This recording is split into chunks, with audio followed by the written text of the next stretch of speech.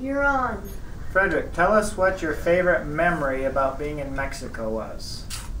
My favorite memory might have been when we went swimming with some of the other Mexican people that went swimming. I mean, that helped us.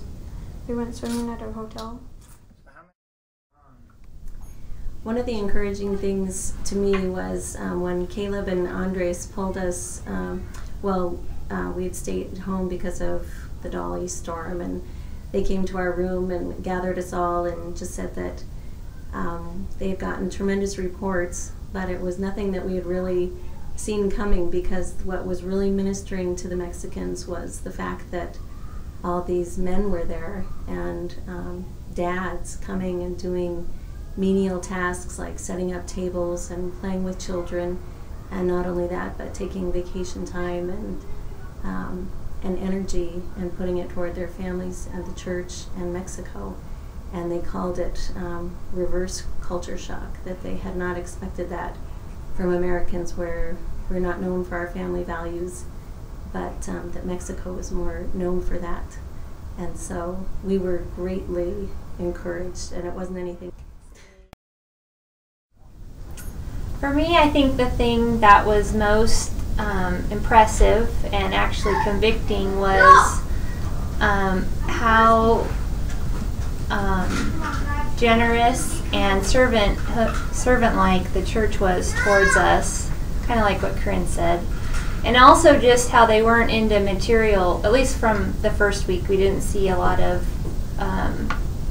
them being into their material things, that they didn't care if paint got on the floor or the wall, or glue got on the table or the floor. They were just more excited about the experience, and that was convicting and encouraging to me to see that, and I think that's something I will take with me from this trip. So who are your friends from Mexico?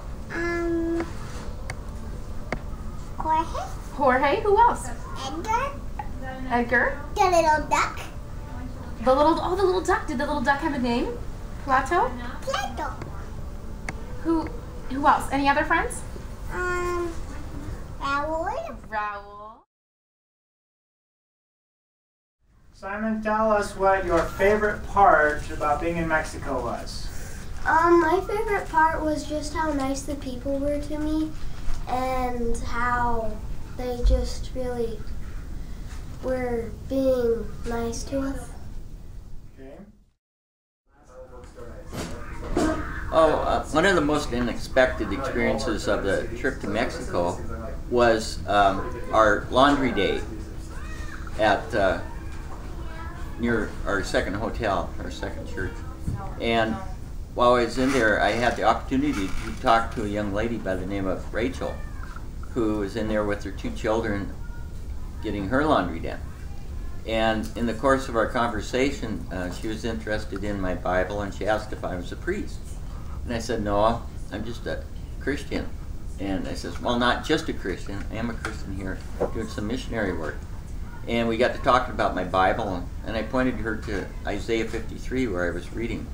And I was able to share a little bit of the Gospel of Isaiah with her.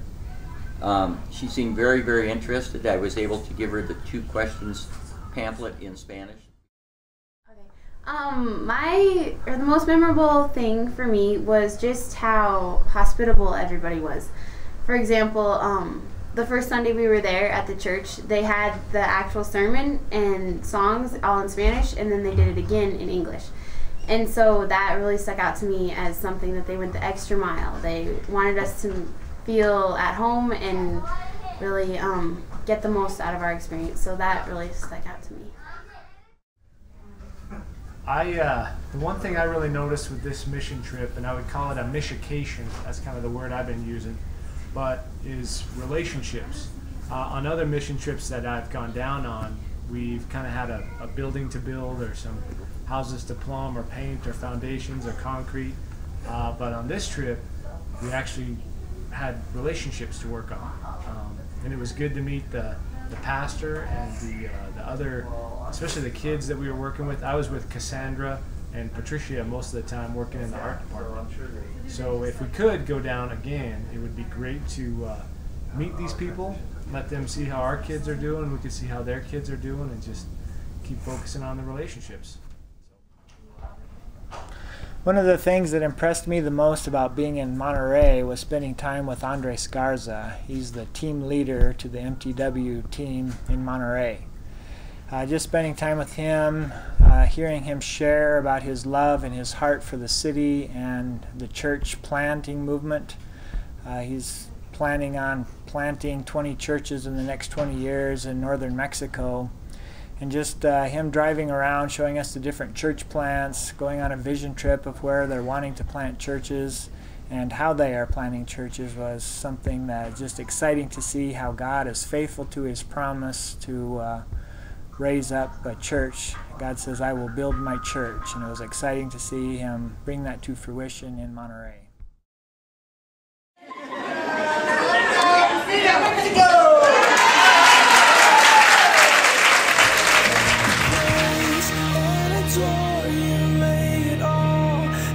Before you in every way, you're beautiful. From